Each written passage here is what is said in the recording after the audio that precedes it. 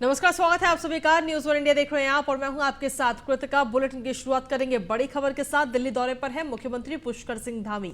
27 अक्टूबर को गृह मंत्रियों के सम्मेलन में हिस्सा लेते हुए पुष्कर सिंह धामी नजर आएंगे, जहां सूरजकुंड फरीदाबाद में गृह मंत्रियों का चिंतन शिविर है।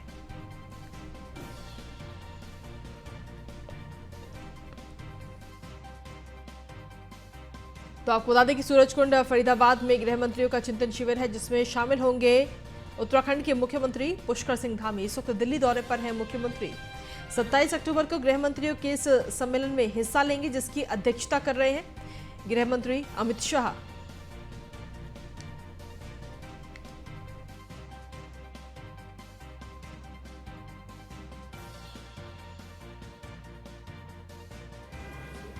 देश की सुरक्षा के लिहाज से बहुत ही महत्वपूर्ण शिविर हो रहा है। आंतरिक सुरक्षा की दृष्टि से उत्तराखंड जहां भौगोलिक रूप से और सामरिक रूप से बहुत महत्वपूर्ण है, जहां दो अंतर्राष्ट्रीय सीमाएं भी उत्तराखंड राज्य से मिलती हैं। ऐसे में जो भी उत्तराखंड राज्य का इनिशिएटिव है या उत्तराखंड राज्य जिन पर काम कर रहा है आंतरिक सुरक्षा की दृष्टि से और देश की सुरक्षा की दृष्टि से, उन सब व्यूज को मैं देश के सामने रखूँगा, बैठक में रखूँगा। यहाँ से ये चिंतन शिविर। वहीं मुख्यमंत्री पुष्कर सिंह धामी ने सचिवालय में अफसरों के साथ बैठक की है और सड़कें गड्ढा मुक्त करने के लिए 1 सप्ताह का समय दिया गया है। सुगम और सुरक्षित यात्रा जनता का अधिकार है, ऐसा कहना है उत्तराखंड के मुख्यमंत्री पुष्कर सिंह धामी का।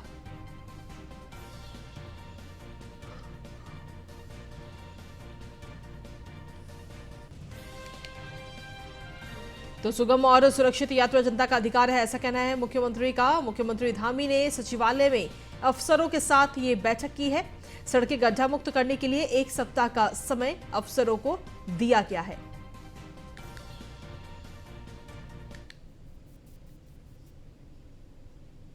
वहीं हरीश रावत ने न्यूज़ वन इंडिया से खास बातचीत की है। इस दौरान आपको बता दें कि उत्तराखंड के पूर्व मुख्यमंत्री हैं हरीश रावत। इस दौरान उन्होंने मल्लिकार्जुन खड़गे को बधाई दी है और कहा है कि खड़गे के राष्ट्रीय अध्यक्ष बनने से कांग्रेस मजबूत होगी, कांग्रेस के बीच समन्वय और भी बेहतर होगा। उत्तराखंड में कोई अंदरूनी कलह नहीं है, ऐसा कहना है हरीश रावत का। और क्या कुछ कहा उन्होंने, वो आपको सुनवाते हैं। उत्तराखंड के पूर्व मुख्यमंत्री हरीश रावत जी है। सर, आज पूरी तरीके से मल्लिकार्जुन खड़गे जी को कमान सौंप दी गई है। किस तरीके से देखते हैं, आपको लगता है कि जो जिम्मेवारी सौंपी गई है उसको पूरी तरीके से निर्वहन कर पाएंगे मल्लिकार्जुन जी? बिल्कुल कर पाएंगे। एक 55 साल के करीब का संगठन का अनुभव लेकर के और शासन का भी अनुभव लेकर के, सार्वजनिक जीवन का अनुभव के साथ जो है वो इस पद पर पहुँचे हैं और एक कुशल शिल्पी हैं। हमारे पास राहुल गांधी जी जैसा व्यक्तित्व है, सोनिया जी जैसा आभामयी प्रकाशमान आशीर्वाद देने वाला व्यक्तित्व है। तो उनके परिश्रम को समेटने वाली एक कुशल शिल्पी के रूप में संगठन को ढालने का, आगे बढ़ाने का काम मल्लिकार्जुन खड़गे करेंगे और सब उनके साथ सारी कांग्रेस मिलकर के काम करेगी। आप उत्तराखंड से आते हैं, हमने देखा विधानसभा चुनाव में किस तरीके से उत्तराखंड में भी कहीं ना कहीं अंदरूनी कलह थोड़ी बहुत सामने आई थी। आपको लगता है कि मल्लिकार्जुन खड़गे जी इसको खत्म करा पाएंगे? आगे सो विचारिए, आगे की सुध ले। आगे ये है कि हम सबको बढ़ना है आगे और आगे बढ़ करके सबको साथ मिल करके चलना है। सर, लोकसभा के चुनाव भी होने वाले हैं सर। धन्यवाद सर। तो ये थे हमारे साथ उत्तराखंड के पूर्व मुख्यमंत्री हरीश रावत जी, जिनका साफ तौर पे कहना है कि बीती बातों को भूल जाना चाहिए और निश्चित तौर पे मल्लिकार्जुन खड़गे जी के नेतृत्व में कहीं ना कहीं कांग्रेस पार्टी मजबूत होगी। वीडियो जर्नलिस्ट हिमांशु के साथ पीयूष तिवारी, नई दिल्ली। वहीं यशपाल आर्य ने भी न्यूज़ वन इंडिया से खास बातचीत की है। उत्तराखंड के नेता प्रतिपक्ष हैं यशपाल आर्य और उन्होंने भी मल्लिकार्जुन खड़गे को बधाई दी है। उन्होंने कहा कि खड़गे के राष्ट्रीय अध्यक्ष बनने से कांग्रेस को मजबूती मिलेगी, उत्तराखंड में भी कांग्रेस और मजबूत होगी। खड़गे जी के नेतृत्व में 2024 का चुनाव कांग्रेस जीतेगी। और क्या कुछ कहा उन्होंने, वो आपको सुनवाते हैं। हमारे साथ बातचीत करने के लिए उत्तराखंड में नेता प्रतिपक्ष यशपाल आर्य जी हैं। सर, कांग्रेस पार्टी के नए अध्यक्ष के का पदभार आज मल्लिकार्जुन खड़गे जी ने ग्रहण किया है। आप क्या मानते हैं, कितनी चुनौतियां खासतौर पर मल्लिकार्जुन खड़गे जी के लिए और कांग्रेस पार्टी के लिए? देखिए, आज का दिन बहुत ही महत्वपूर्ण भी है और अद्भुत क्षण भी हैं। उस विरासत को, उस परंपरा को जिसे सोनिया गांधी जी ने हमेशा आगे बढ़कर निभाया, उन परंपराओं को मूर्त रूप दिया अपने त्याग से, अपने समर्पण से उनकी भूमिका हमेशा महत्वपूर्ण रही। कार्यकर्ताओं में एक उमंग उत्साह पैदा उन्होंने किया, एक नई प्राण उन्होंने कांग्रेस पार्टी को दिए। आज उसी परंपरा को कांग्रेस अध्यक्ष के रूप में आदरणीय मल्लिकार्जुन खड़गे जी निभा रहे हैं। उनको दायित्व मिला है और निश्चित रूप से जैसा आपने कहा कि चुनौतियां बहुत हैं, लेकिन कांग्रेस ने हमेशा चुनौतियों का सामना किया है।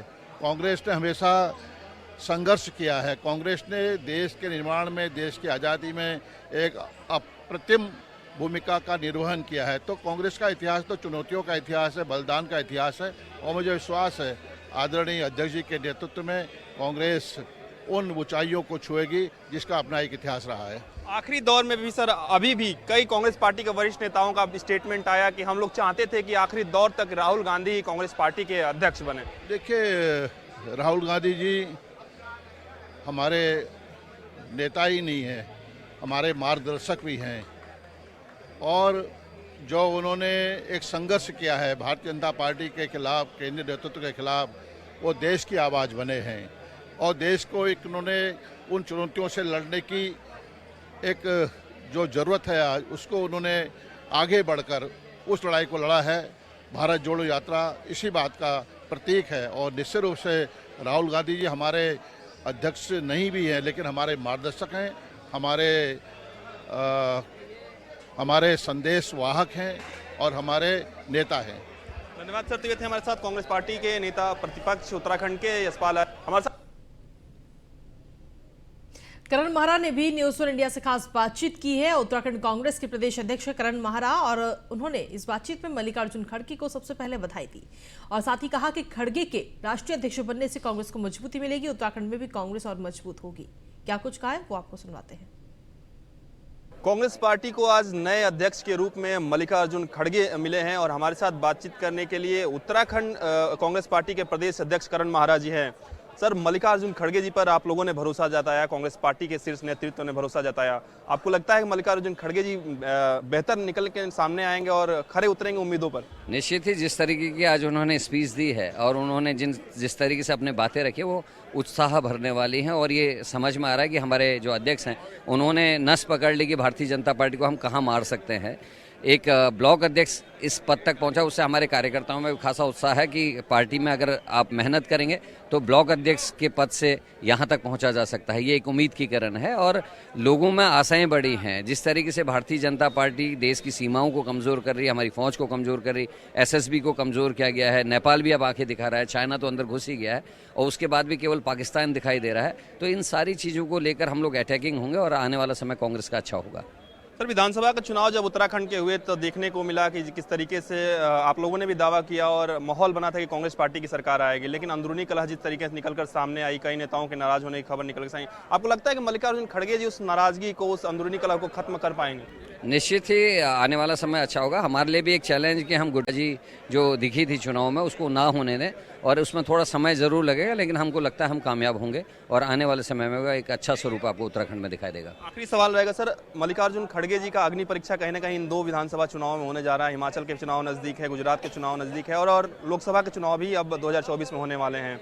किस तरीके से एकजुट कर पाएंगे मल्लिकार्जुन खड़गे जी? क्योंकि हमने देखा किस तरीके से कई नेता नाराज नजर आए, कई लोगों ने पार्टी भी विधानसभा के चुनाव में छोड़ी थी जब 5 राज्यों के विधानसभा के चुनाव हुए थे। बीजेपी खरीद फरोख्त करती है, एक व्यापारी के रूप में काम कर रही है। लोकतंत्र को तोड़ने की कोशिश बीजेपी की लगातार रही है। जब से केंद्र में बीजेपी की सरकार रही है 9 सरकारें गिरा चुके हैं और जिस तरीके से सीबीआई और ईडी का इस्तेमाल वो कर रहे हैं तो निश्चित ही कठिनाइयां हैं। और आपने कहा कि खड़गे जी की असली परीक्षा 2024 में होगी क्योंकि गुजरात और हिमाचल के चुनाव ऑलरेडी ऑन हैं और वहाँ प्रोसेस चल रही है। खड़गे जी अभी बने हैं, वहाँ रिजल्ट भले ही अच्छा आएगा लेकिन जो असली परीक्षा है वो 2024 के चुनाव में होगी। बिल्कुल। तो ये थे हमारे साथ उत्तराखंड के प्रदेश अध्यक्ष कांग्रेस के करण माहरा जी, जिनका साफ तौर पे कहना है कि जो खड़गे जी की असली अग्नि परीक्षा है वो 2024 में होगी। निश्चित तौर पे वो इस पर खरे उतरेंगे। ब्रिजेश हिमांशु के साथ पीयूष तिवारी, नई दिल्ली। और चलिए खबरों में आगे बढ़ेंगे। उत्तराखंड के पूर्व डीजीपी बीएस सिद्धू पर अवैध रूप से वन विभाग की जमीन खरीदने के आरोप में आखिरकार शासन की संस्तुति के बाद मुकदमा दर्ज कर लिया गया है। मंगलवार को थाना राजपुर में पूर्व डीजीपी समेत कुल 8 लोगों पर मुकदमा दर्ज किया गया। सरकार की इस कार्रवाई पर बीजेपी प्रवक्ता रविंद्र जुगरान ने मुख्यमंत्री पुष्कर सिंह धामी और वन मंत्री सुबोध उनियाल का आभार जताते हुए कहा कि 10 साल भले ही लगे हों, लेकिन आखिरकार सरकार ने पूर्व डीजी पर मुकदमा दर्ज करा ही दिया। उन्होंने कहा कि जिस तरह सरकार ने मुकदमा दर्ज किया है, उन्हें पूरी उम्मीद है कि उस पर जांच भी सही दिशा में की जाएगी।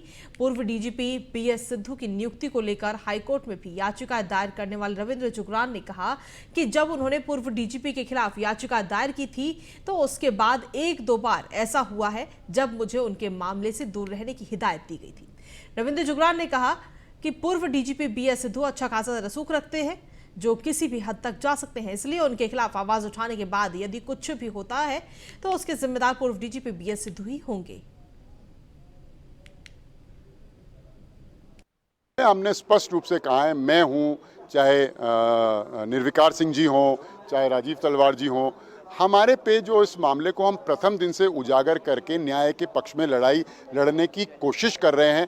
हमारी जान माल या हमें पे कोई भी बात आती है तो उसके लिए डीजीपी सिद्धू जी जिम्मेवार होंगे और उत्तराखंड शासन को हम बताना चाहते हैं कि उस चीज़ का संज्ञान ले। हमारी सुरक्षा की जिम्मेवारी शासन की है और पूर्व डीजीपी बीएस सिद्धू पर भी वॉच रखें कि ये कर क्या रहे हैं, कौन सी नई खिचड़ी पका रहे हैं। इसलिए हमारे पे अगर खरोंच भी आती है उसके जिम्मेवार मिस्टर सिद्धू होंगे। वहीं धामी सरकार ने राज्य हित में कई फैसले कर रही है और इसी क्रम में जल्द ही जिले और प्रदेश कार्यालय में जनता की समस्या के समाधान के लिए भी जनता दरबार लगाया जाएगा। प्रदेश अध्यक्ष महेंद्र भट्ट ने कहा कि आने वाली 28 तारीख को हम इस विषय पर चर्चा करेंगे। इसके साथ ही एक कार्यकर्ता प्रदेश स्तर का तय करेंगे जो मंत्रियों से सामंजस्य बिठाकर जनता दरबार लगाने का काम करेगा। इसके साथ ही उन्होंने कहा कि जिस विधानसभा में हम अपनी सीट नहीं जीत पाए हैं उस विधानसभा पर विशेष ध्यान रखा जाएगा। साथ ही सांसदों और मंत्रियों का जिले में प्रवास बढ़े, इस पर भी जोर दिया जाएगा।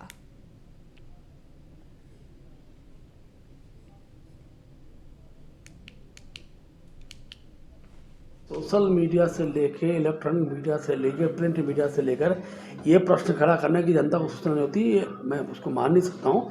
लगभग हर जिलाधिकारी द्वारा भी सूचनाएं दी जाती है और समाचार पत्रों के माध्यम से सूचनाएं यथावत जाती है। ठीक है कि जनता की हर समस्या का समाधान होता है, ऐसी समस्याएं हो सकती हैं। वही लोग जो जिन पर लोगों को लगता है भाई काम रुके हुए हैं वो विषय आते हैं, अधिकतर काम तो हो ही जाते हैं। इसलिए कई बार आपको लगता होगा कि भाई लोगों की भीड़ कम आ रही है, तो भीड़ समस्या अगर नहीं है तो ही कम होती है। तो मैं कह सकता हूँ सूचनाएं हर बार होती है और आगे भी सरकार के द्वारा सूचनाएं की जाएगी। आज मंत्रियों के प्रवास को लेकर कांग्रेस ने सवाल खड़े करते हुए कहा है कि जहां मुख्यमंत्री जनता दरबार लगाने के साथ ही अपने मंत्रियों को जिलों में प्रवास करने के कार्यक्रम तय कर रहे थे, तो वहीं मंत्री सीएम के आदेशों को भी ठेंगा दिखाने का काम कर रहे हैं। कांग्रेस के प्रदेश प्रवक्ता ने कहा कि लंबा समय बीत गया लेकिन मंत्रियों का प्रवास कार्यक्रम दिखाई नहीं दिया, जिससे पता चलता है कि बीजेपी के नेता कार्यक्रम तय करने से पहले उस पर विचार तक नहीं करते, जिसका खामियाजा आम जनता को, आम आदमी को भुगतना पड़ता है।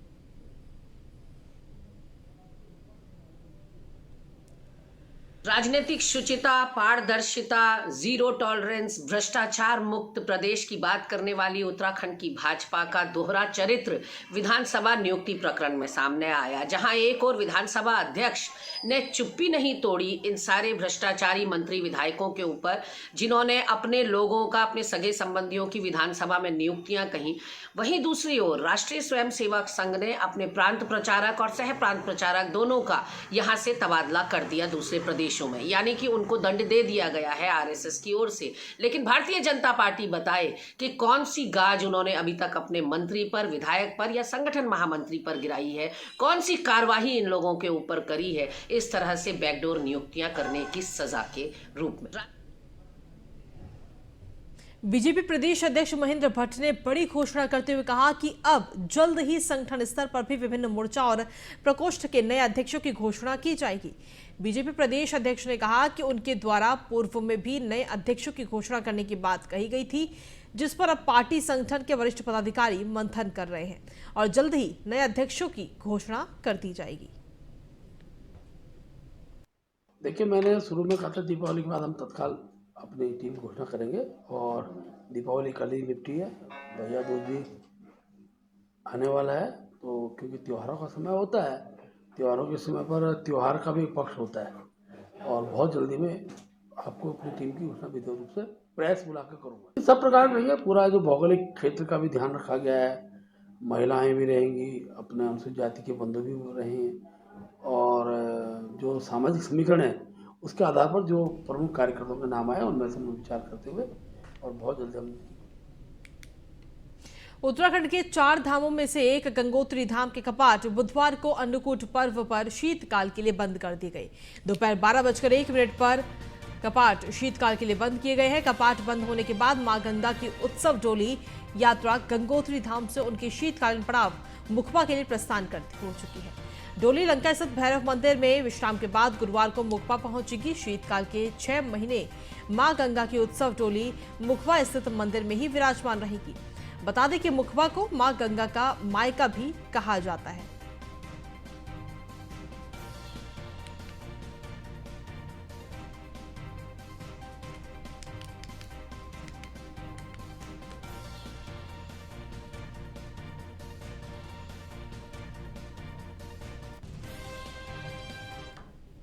तो आपको बता दें कि गंगोत्री धाम आखिर क्या है वो आपको बताते हैं। उत्तरकाशी जिले में ही स्थित है गंगोत्री धाम।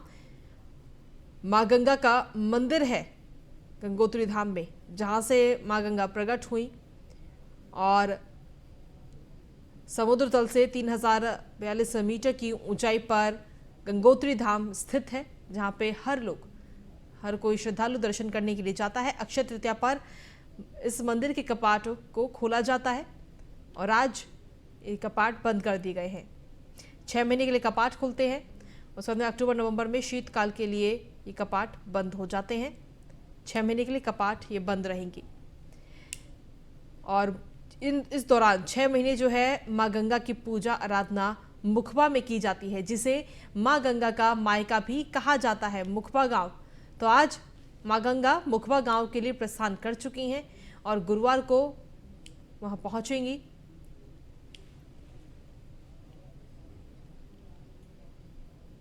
यमुनोत्री धाम के कपाट गुरुवार को भैया दूज पर दोपहर 12:09 पर शीतकाल के लिए बंद होंगे और मां यमुना की डोली शीतकाल के 6 महीने खरसाली में ही विराजमान रहेगी।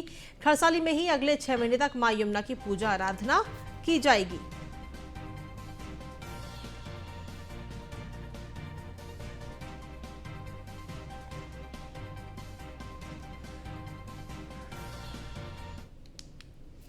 तो आपको बता दें कि यमुनोत्री धाम के बारे में आपको बताते हैं। उत्तरकाशी जिले में स्थित है यमुनोत्री धाम, जहां पर समुद्र तल से 3235 मीटर की ऊंचाई पर यमुनोत्री धाम स्थित है। हर साल श्रद्धालु वहां पर दर्शन करने जाते हैं। 4 धामों में से एक है मां यमुना का मंदिर है यमुनोत्री धाम और हर साल श्रद्धालु काफी संख्या में वहां पर पहुंचते हैं। यमुना का उद्गम स्थल मात्र 1 किलोमीटर की दूरी पर है। यहाँ से जो यमुनोत्री धाम है, जो मंदिर है, वहां से 1 किलोमीटर की दूरी पर। और यमुनोत्री धाम के कपाट भी अक्षय तृतीया पर ही खोले जाते हैं। कल ये कपाट बंद होंगे और उसके बाद में अक्षय तृतीया को ही ये कपाट खोले जाएंगे। अक्टूबर-नवंबर में शीतकाल के लिए ये कपाट बंद कर दिए जाते हैं। 6 महीने खरसाली में मां यमुना की पूजा आराधना की जाती है। 6 महीने मां यमुना यमुनोत्री धाम में रहती है और 6 महीने खरसाली में। खरसाली गांव में मां यमुना का मायका है, उसे मायका भी कहा जाता है खरसाली गांव को। यमुना के भाई हैं शनि महाराज।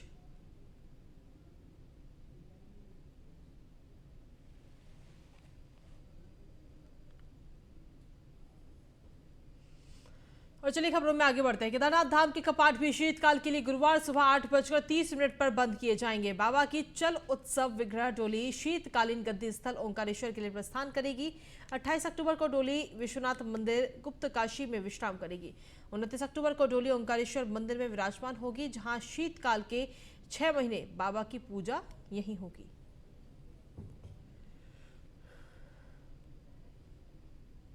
ओम नमः शिवाय। जय बाबा केदार।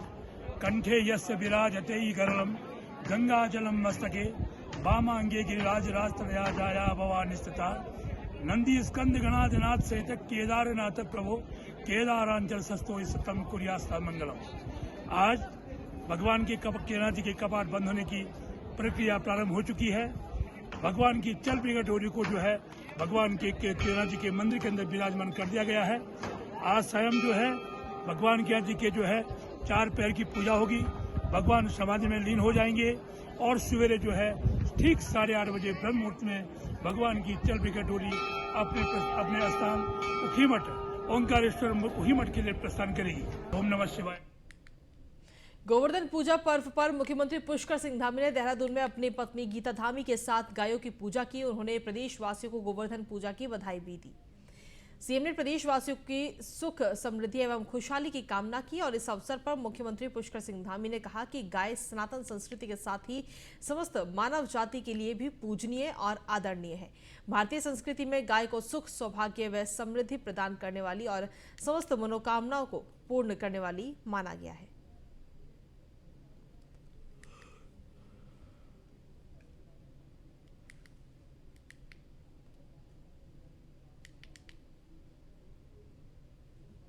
ऋषिकेश के जयराम आश्रम में गोवर्धन पूजा एवं अन्नकूट महोत्सव धूमधाम से मनाया गया। इस दौरान भगवान श्री कृष्ण को 56 भोग लगाए गए, जिसके बाद श्रद्धालुओं को श्रद्धा के साथ प्रसाद वितरित किया गया। इस दौरान जयराम आश्रम के परमाध्यक्ष ब्रह्म स्वरूप ब्रह्मचारी ने श्रद्धालुओं को गोवर्धन पूजा के महत्व के बारे में विस्तार से जानकारी दी। इंद्र देवता का जो गर्व है, घमंड है, उसको तोड़ने का काम भगवान श्री कृष्ण जी ने किया था और समाज की, जनता की रक्षा उन्होंने की थी। तो तब से एक परंपरा चली आ रही। हम लोग गोवर्धन पूजा के रूप में उनको याद करते हैं, उनको नमन करते हैं, उनका आराधना करते हैं, क्योंकि पूरे ऋषिकेश के अंदर अनेकों जगह गोवर्धन पूजा के इसी प्रकार के बहुत बड़े बड़े कार्यक्रम हो रहे हैं। जयराम आश्रम में भी आप देख रहे हैं कितना सुंदर कार्यक्रम यहाँ पे पूरे आराधना के साथ, पूरे भव्यता के साथ मनाया जा रहा है। मैं सबको इस गोवर्धन पूजा की बहुत बधाई दे रहा हूँ। आप सब जानते हैं कि दीपावली का जो पर्व पिछले बहुत दिनों से लोग बड़े उत्साह के साथ मना रहे थे। इंद्र देवता का अल्मोड़ा के ग्रामीण क्षेत्रों में कूड़ा निस्तारण करने के लिए जिला प्रशासन ने कवायद शुरू कर दी है। जिले के विकास खंड में पायलट प्रोजेक्ट के तहत कार्य योजना तैयार की जा रही है ताकि स्वच्छता अभियान से आम ग्रामीण जुड़ सके। मुख्य विकास अधिकारी ने बताया कि जनपद में कूड़ा निस्तारण के लिए प्रोजेक्ट लगाने के लिए भूमि चयन के साथ ही कर्मचारियों को ट्रेनिंग भी दी गई है और जन जागृति का कार्यक्रम चलाया जाएगा। जैसे हमारे को आपको पता है कि प्लास्टिक वेस्ट बहुत ज़्यादा प्रोड्यूस हो रहा है, तो हाई कोर्ट की भी इसमें गाइडलाइंस आ रखी हैं और प्लास्टिक वेस्ट मैनेजमेंट रूल्स भी हमारे 2016 में, तो जहाँ मटेरियल रिकवरी फैसिलिटी लगा सके, जो भी प्लास्टिक वेस्ट हमारा वहाँ जमा होगा इन इकाइयों में, तो हम वहाँ मटेरियल रिकवरी फैसिलिटी पे ले जाएंगे और फिर वहाँ उसे कॉम्पैक्ट करके उसे रिसाइक्लेबल बनाएंगे। इसमें हम पहले पायलट बेसिस पे काम करेंगे, जिसमें कुछ वार्ड्स हम सेलेक्ट करेंगे, जिसमें हम 100% सोर्स सेग्रीगेशन करने की कोशिश करेंगे। इसका मतलब ये है कि जो गीला वेस्ट है, जो ऑर्गेनिक वेस्ट है, वो अलग जाएगा, जो प्लास्टिक और मेटेलिक वेस्ट है वो अलग जाएगा। तो जब ये एक वार्ड में जब हमें सक्सेसफुली इम्प्लीमेंट कर पाएंगे तो उसे एज अ मॉडल वार्ड लेके बाकी जगह भी फिर हमारे लिए आसानी रहेगी, क्योंकि इसमें हमें अपने ना कि पब्लिक को ट्रेन करना है बल्कि अपने एम्प्लॉयज़ को भी ट्रेन करना है। जैसे हमारे को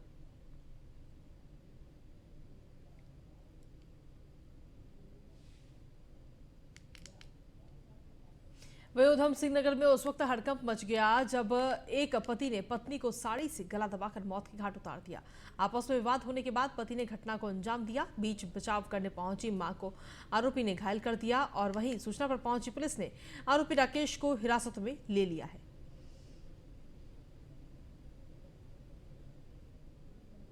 मिली हमें कि एक व्यक्ति ने अपनी पत्नी के साथ मतलब मारने की कोशिश की और उसकी मां को, तो जब हम लौट के यहाँ पे जब देखने के लिए आए सूचना मिलने पे, तो एक महिला की मौत हो गई है, इसकी पत्नी की मौत हो गई है और इसकी मां को भी इसको कोशिश की गई थी, तो वो उसको भी मतलब यही कोशिश की गई थी मारने की। तो फिलहाल हमारी सूचना यही है, बाकी पंचायतनामा वगैरह पोस्टमार्टम जब होगा तो और कारणों की जानकारी हमें मिल जाएगी कि किस वजह से एक्चुअल में ये सब हुआ है। प्रथम दृष्टया क्या पता चला है?